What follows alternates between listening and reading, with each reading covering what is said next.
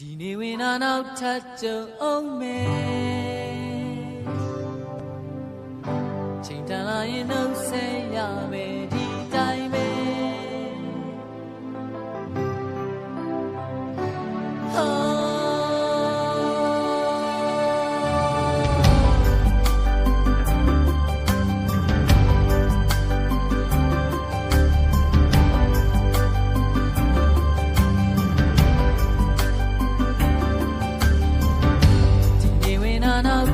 ကြုံအောင်မယ်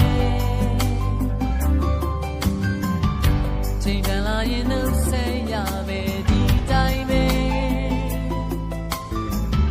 တဲ့ဆောင်ရချိန်လာ